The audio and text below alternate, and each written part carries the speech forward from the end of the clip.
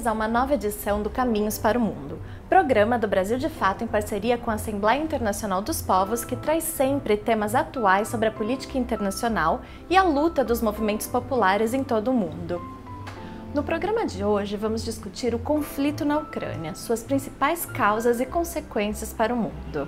No dia 24 de fevereiro, a Rússia anunciou a invasão da Ucrânia, dizendo que seu objetivo era garantir que o país vizinho não entrasse na Otan, a Aliança do Atlântico Norte. Além disso, o presidente russo Vladimir Putin afirmou que pretendia desnazificar o leste ucraniano. Na prática, a ocupação já dura cerca de 3 meses e parece dar início a uma nova etapa das relações geopolíticas internacionais. Para aprofundar esse tema, conversamos com Brian Becker. Brian, bem-vindo ao nosso programa. My pleasure. Glad to be here. Brian Becker é fundador do Partido pelo Socialismo e Libertação, PSL, dos Estados Unidos e apresentador do podcast de notícias The Socialist Program with Brian Becker. Ele é um pacifista de longa data e foi articulador de mobilizações de massa anti-guerra em Washington durante toda a última década. Ele também é diretor da Answer, Act Now to Stop War and End Racism, e do Answer Coalition, um grupo de protesto composto por diversas organizações anti-guerra e de direitos civis dos Estados Unidos. Esse grupo foi criado 3 dias após os ataques de 11 de setembro de 2001. Brian, a imprensa comercial costuma apontar a Rússia como única culpada pela guerra na Ucrânia. Porém, cada vez mais analistas vêm expondo nos últimos tempos a responsabilidade não só dos Estados Unidos, como também da Otan no aumento das tensões entre os dois países. Qual o papel histórico dos Estados Unidos e da Otan nessa guerra?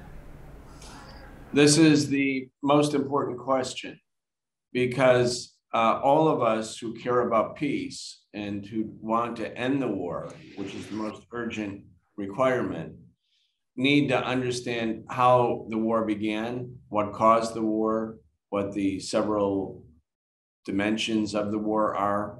Because unless you understand what caused the Russian invasion, you won't be able to really understand what the path to peace is in Ukraine. Because the Russian invasion on February 24th was not simply a spontaneous action. It wasn't as if the Russian government got up one day and said, hey, let's go invade Ukraine.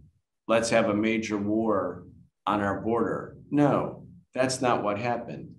In order to understand why Russia took this extreme action, which the Russian government knew with full knowledge would invite very heavy sanctions, the attempt and the actual implementation of a plan to evict Russia from the world economy, to cut Russia off. In other words, a decision that would have very far-reaching consequences for Russia and Russians. The obvious fact is that the Russian government was concerned that unless Ukraine remained outside of NATO, that Russia would face an existential threat that would never end.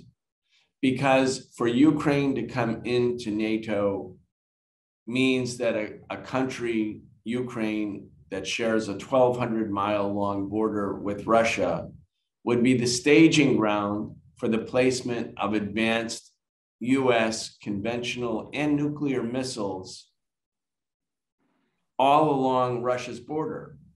That, the Russians said, was a red line, that it was unacceptable, and that they insisted that the West, and that the United States in particular, give them a guarantee that Ukraine would not become a staging ground for these kind of military operations.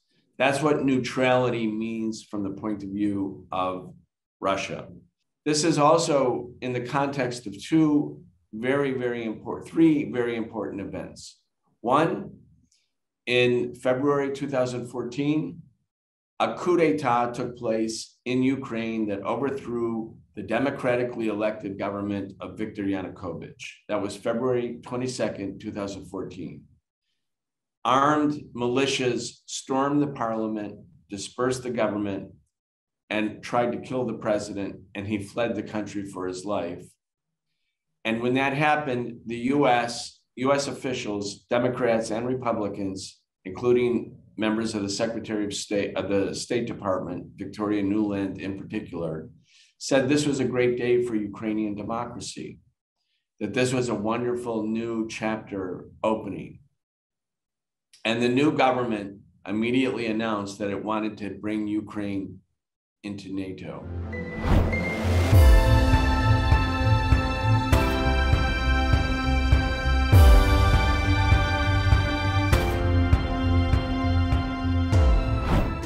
The second event was in 2018, where the US announced a new military doctrine that replaced the military doctrine that had been established after the September 11th, 2001 attacks.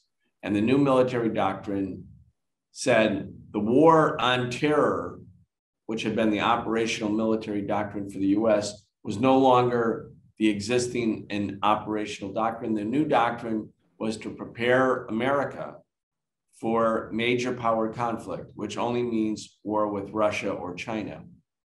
And then the third event was in 2019. The United States unilaterally canceled the Intermediate Nuclear Force Treaty, which banned the placement of missiles on either Russia or America's borders, missiles that had a flight time, as I said, of 6 or 7 minutes to their targets, a range of 300 to 600 miles.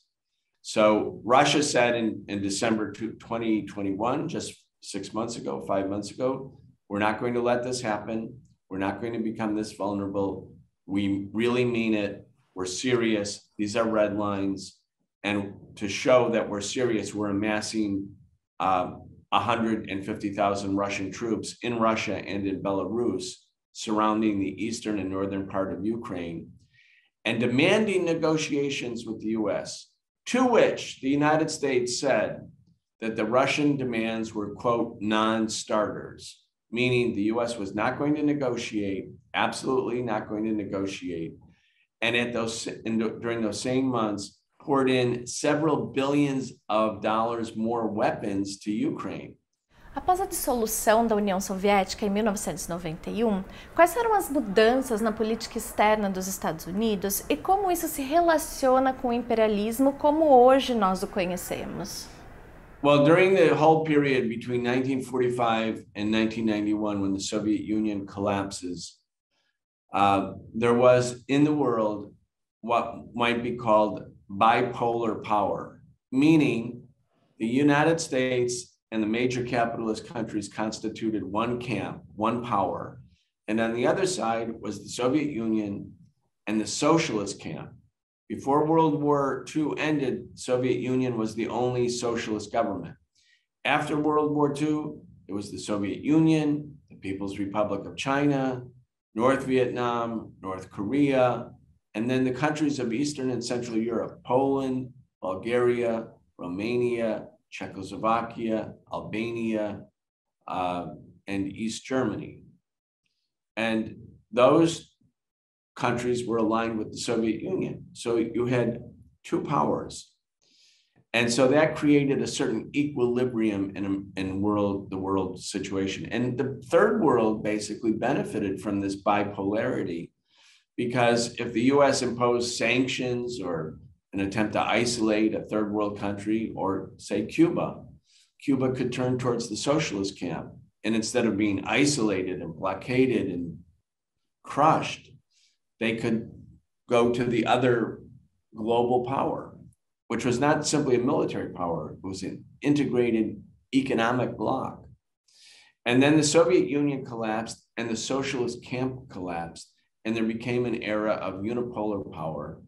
And it was at that time that the United States shifted its whole orientation and decided and adopted a program which was outlined in something called the white paper that was released to the New York Times in 1991, 1992, written by Paul Wolfowitz, who later became a major figure in the George W. Bush administration.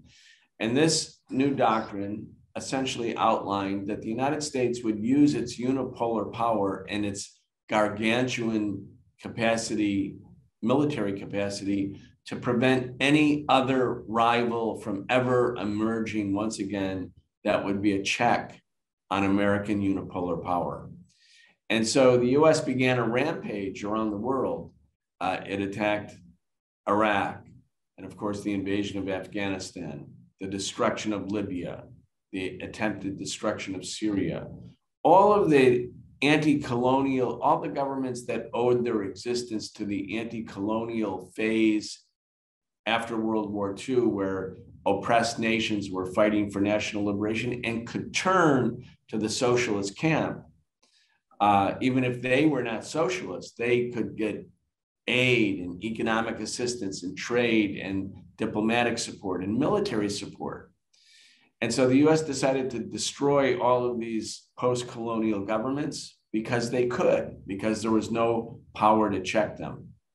Brian, por que essa escolha da Otan pelo confronto e não por uma parceria pacífica com a Rússia? The NATO's ridiculous and irrational policy of endless expansion towards Russia can only be explained on the basis that, one, the European countries in NATO are not the real power in NATO, because they did not desire to have strained relations with Russia. I mean, Russia is part of Eurasia. Russia is their neighbor. They wanted to have good relations with Russia and benefit from economic ties with Russia, especially when it comes to energy, oil and natural gas, which Russia has huge quantities of. But the United States does not want Europe to become independent. It does not want Europe to become independent in a way that European powers, especially Germany, would gravitate in the direction of having close relations with Russia. Because then not only will the US not be the unipolar power in the world, but the United States post-World War II united front, whereby all of the capitalist countries in Europe and Japan were basically under the thumb of the United States and functioning not as nothing more than junior partners to the United States.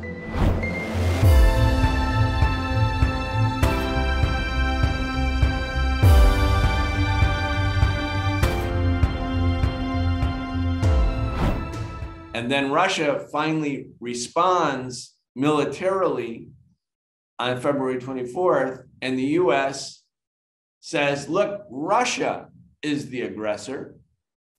Russia is barbaric. Russia is violating human rights. Russia is threatening European security. And on that basis, it harnessed all of the European countries under American support. So now Germany and France, who were skeptics about NATO's expansion, are now completely with America against Russia. Finland, which was neutral and is right on Russia's border and just minutes away from St. Petersburg, Finland now says it wants to join NATO. Sweden, which has also not been a member of NATO, now says, yes, we'll join NATO too. So this was the Russian invasion was very helpful to the United States in terms of consolidating its control over Europe, which brings us back to the question, why did the US not negotiate when the Russians were saying in December, January, February of the last 5 months, please listen to us, we're serious, these are red lines, make sure Ukraine doesn't become part of NATO. Why did the US just say no, no, no, and instead of meeting Russia and negotiating in good faith, sent more weapons, billions of weapons to to Ukraine as a sign to Russia that it would never negotiate. Why did the US do this? Because the US wants this war. The US wanted the Russian invasion. They put Russia in a corner. I think it was a mistake tactically on the part of the Russians to invade, because if the Russians, instead of invading, had continued to promote the idea that it was America that was threatening Europe with global conflict, it could have separated some of the populations in Europe away from American propaganda and separated some of the European countries from the US political orientation. The Soviet foreign policy was very clear from Lenin and Stalin and Brezhnev all the way up to the end. Don't pursue a policy that lets all the imperialists unite against us, against the Soviet Union. And by invading Ukraine, Russia has allowed the imperialists to unite against Russia. So in addition to the tragic loss of life in Ukraine and the tragic loss of life for Russian soldiers, I believe that at least in the short term, this has strengthened the position of the United States. Hoje nós temos no programa a participação especial de Thales Schmidt, editor de temas internacionais do Brasil de Fato. Ele tem uma pergunta para o Brian. Thales, muito bem-vindo ao nosso programa. O combate a grupos neonazistas é central na defesa de Putin de sua invasão da Ucrânia. A iniciativa de Putin foi a mais adequada? Suas decisões foram estratégicas no sentido de dar uma resposta à Otan? Well, Russia said we have two goals, to denazify the country and to demilitarize the country. If those were the goals, I think they have not succeeded, because the Nazis, the fascists, the Azov battalion, who were really an important but minority part of the population, now appear to be the valiant heroes fighting to defend Ukrainian sovereignty against an aggression, against an invasion.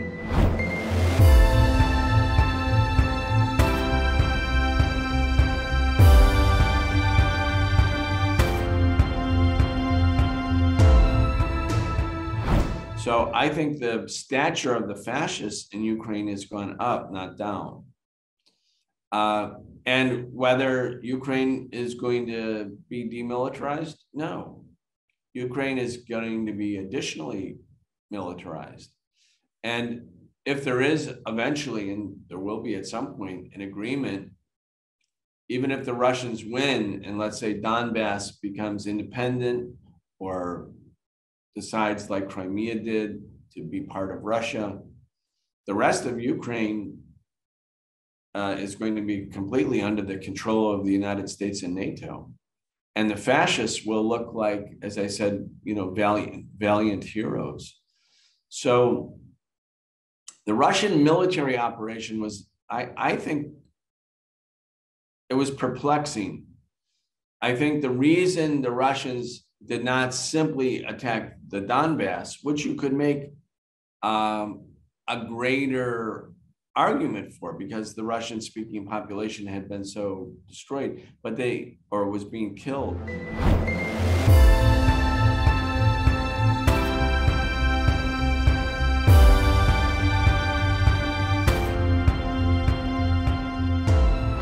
But they came from the south. They came from the north. They had, thousands or tens of thousands of troops coming from Belarus down towards Kiev, the capital. And I think their goal was, their intelligence assessment was that the Zelensky government would crumble, it would fall apart, Zelensky might run away, and that there were Ukrainian parties that very much opposed Zelensky's program and opposed NATO. Real major political parties in Ukraine, including the former parties that have been ousted. And I think the Russian goal was that these Ukrainian parties would take the power in Ukraine, in Kiev, and that they would declare Ukraine to be a neutral country, and that they would then have normal and good relations with Russia, and the civil war against Russian-speaking people in the East would end, and that new Ukrainian government would then really attack or denazify the country by attacking the Azov battalion. At the end of the day, Ukraine, the West and the center of Ukraine will be part of NATO. They're going to be a staging ground for advanced weapons. The German and French skepticism to NATO will have been overcome, at least for the time being.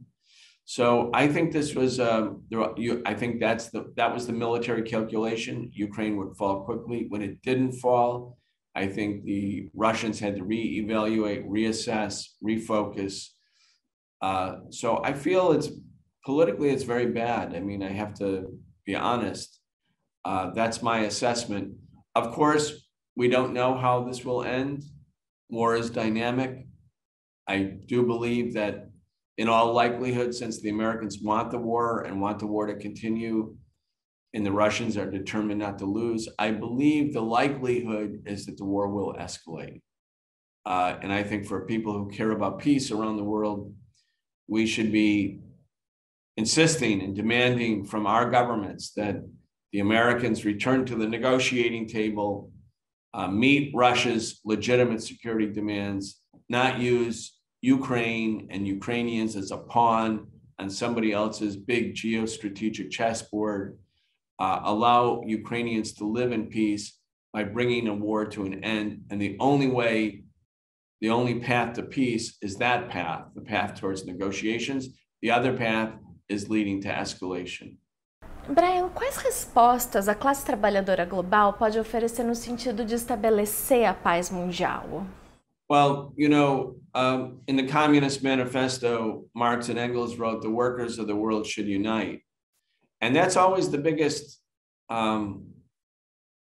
most difficult problem in a way, is to how to build solidarity between workers who are coming from different nations, maybe looking a little bit different, speaking different, maybe having different religions.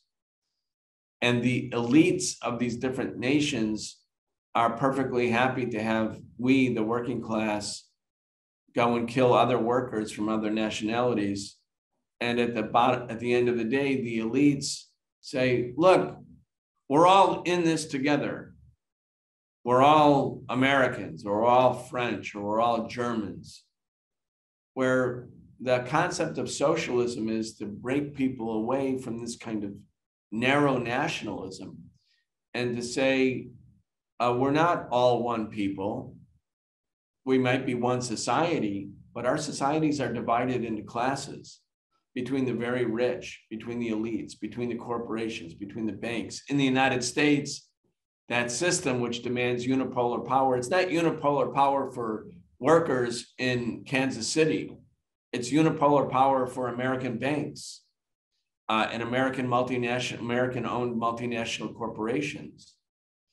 And those corporations look at the rest of the world as a place for exploitation and to make super profits. So you have American workers in Michigan being told at one moment, put your hand on your heart, say the Pledge of Allegiance, be patriotic, salute the flag. We're all in this together. And then the same American corporations in Michigan say, thank you very much for your work from the past 30 years, but now we're taking our factory to Mexico or to China or somewhere else where we can pay workers 1/10 of what we paid you. And suddenly we're not all Americans anymore. We're just like oppressed and oppressor classes. And so the idea in a complicated world where we're constantly being appealed to on a narrow nationalism, I don't mean the nationalism of love of country or culture or people, but a narrow nationalism where we're supposed to be saluting and supporting the agenda, the global agenda of our own elites. We have to break free from that. And the only way that can happen is for there to be a socialist movement with that message and with persuasive arguments that explain the class nature of society and thus the class nature of the foreign policy of each government. The war policy is an extension of the domestic policy. In the United States, where Black people are so horribly oppressed and were formerly the enslaved working class that created the riches of the bourgeoisie, or the immigrant population who are super exploited, or the other parts of the population, the working class in America, 1 out of every 2 Americans now in the richest country in the world lives either in or near poverty. 1 out of every 2, according to the Poor People's Campaign.